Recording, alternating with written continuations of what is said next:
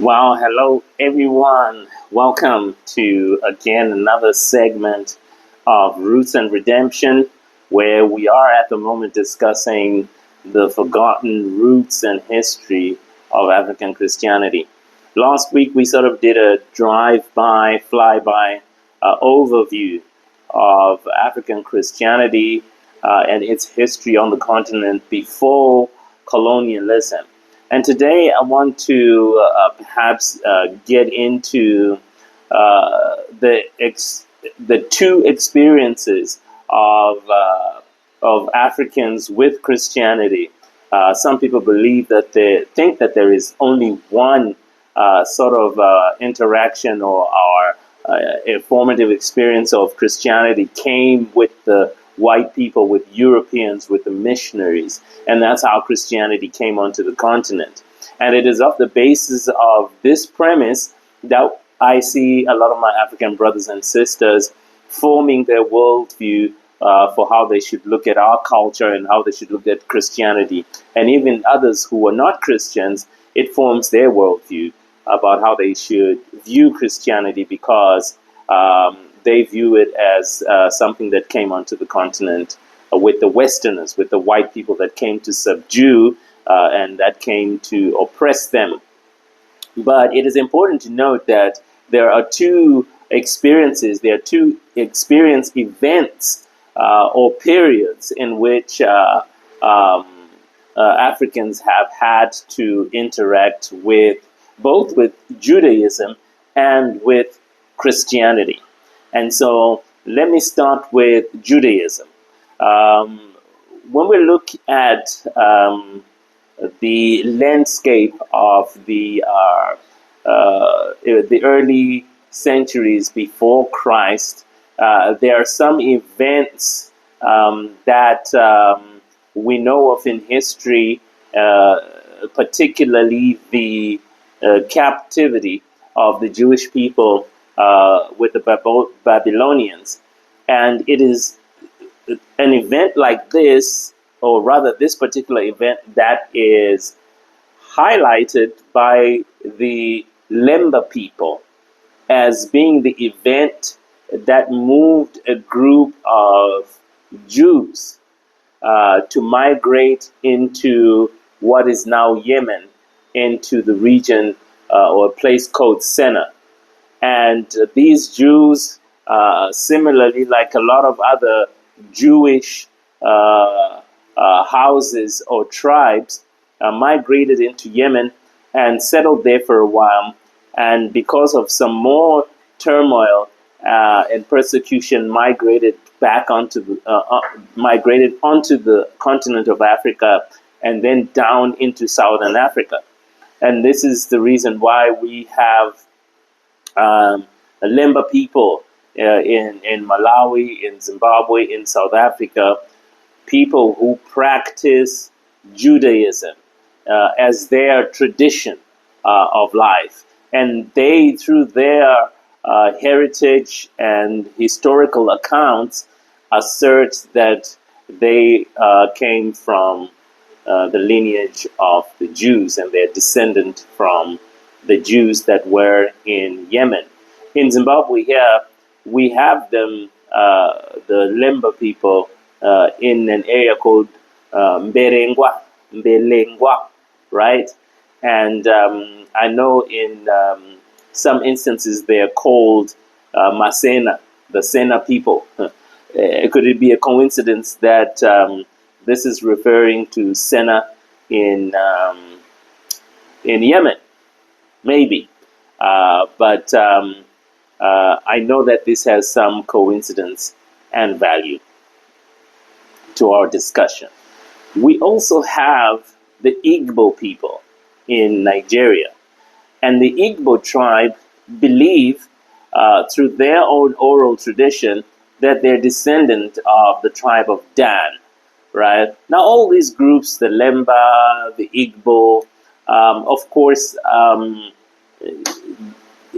whether they can prove indeed that they're from Jewish, they have Jewish descent or not, is not the question here.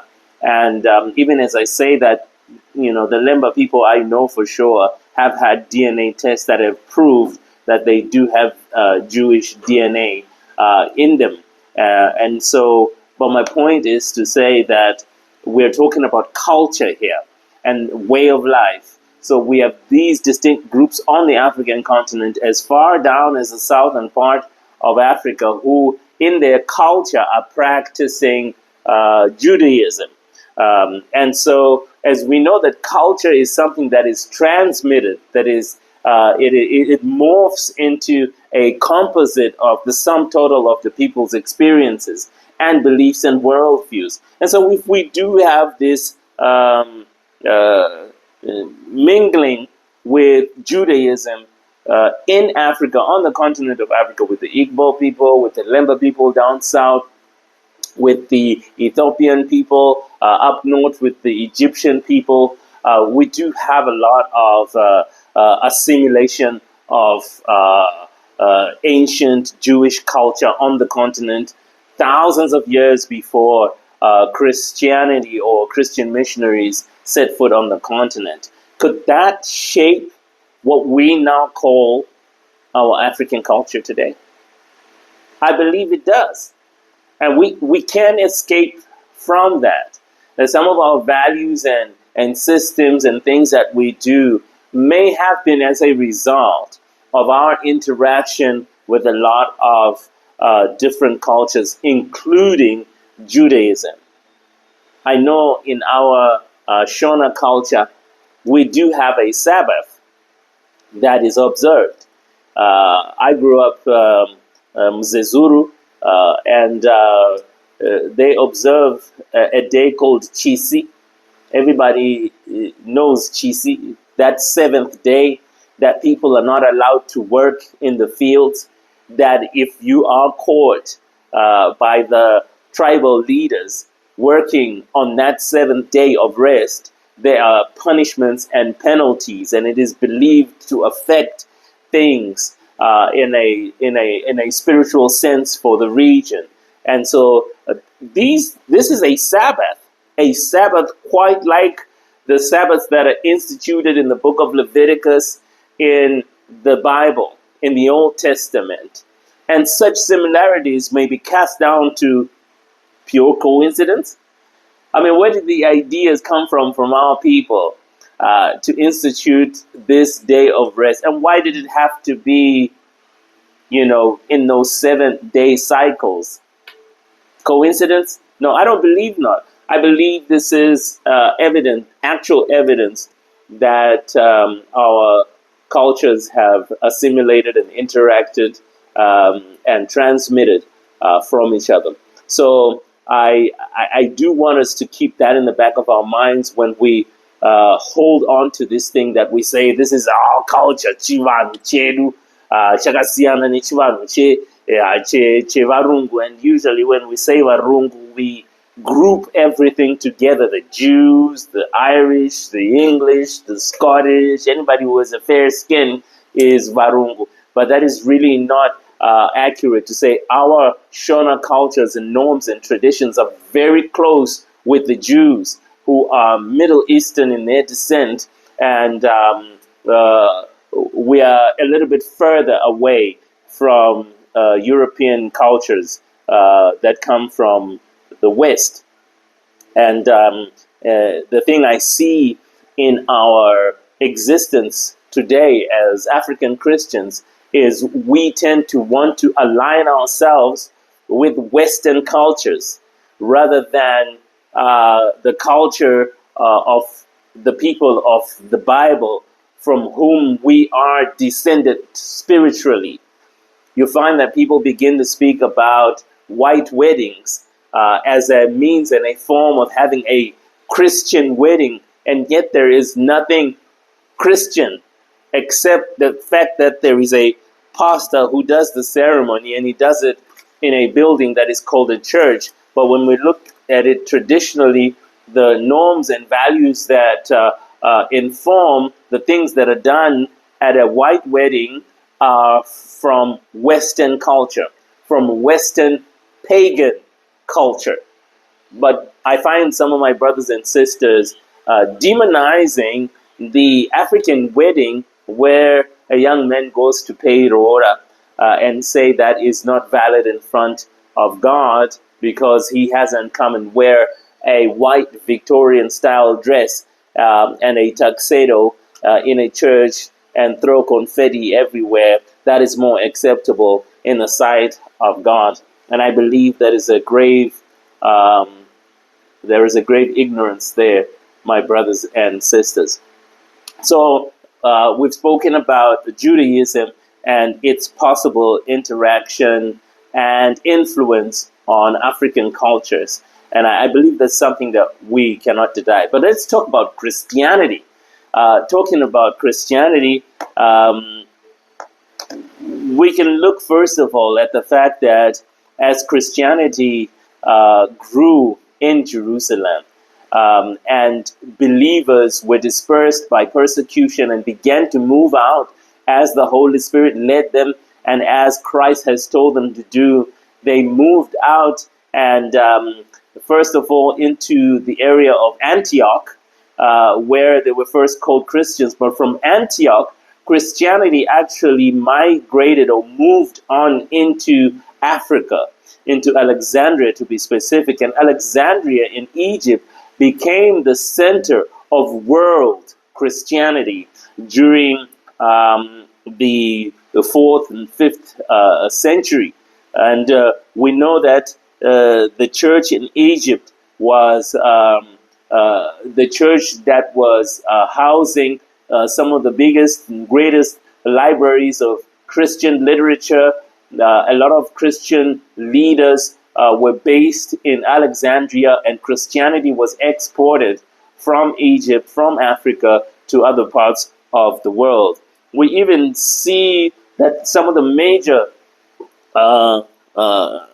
councils that happened, like the Council of Chalcedon in 451 AD, which is the council that led to a major split in Christianity, shows that there was a strong theological base of leaders on the continent that were leaders enough of the Christian movement to be able to have standpoints and viewpoints about what they felt that the Bible was saying and translating and transmitting their theology from the Bible. We know that people like Saint Anthony the Great and Pachomius, who are believed to be the fathers of monasticism, were Egyptians on the continent, staying in continent. So monasticism itself, the idea of monasteries, was born on the continent. We even read about the School of Alexandria, a major theological center that produced influential scholars like Athanasius of Alexandria and Cyril of Alexandria. And so these are examples of Christianity on the continent way before it was major in the West. We can even talk of the region that was called Nubia, which is present-day Sudan. In Nubia, we know that the kingdoms of Nobatia, Makuria, and Alodia became Christians between the 5th and 6th centuries. And Nubian Christians were connected to what is now the Coptic Church of Ethiopia. And so we see also the Kingdom of Axum, which is one of the most fascinating pieces of history for me, is the Kingdom of Axum, which is a powerful empire that reigned during the day in what we call present-day Ethiopia. The Kingdom of Axum was one of the first major African states to officially adopt Christianity. And around 330 AD, we're talking 3rd century, 330 AD, King Ezana of Axum was converted to Christianity under the influence of a man called Frumentius. Frumentius, who was a Syrian missionary who became the first bishop of Axum.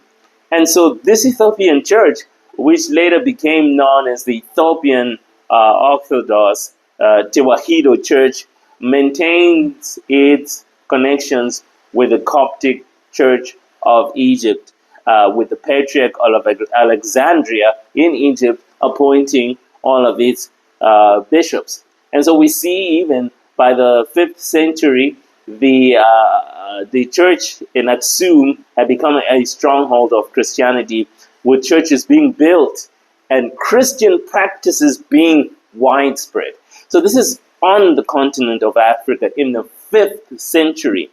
And so when we look at Christianity on the continent of Africa, Ethiopia, which is, of course, linked to that ancient empire of Axum, developed a unique form of Christianity. They had a translation of the Bible, but they maintained Jewish customs.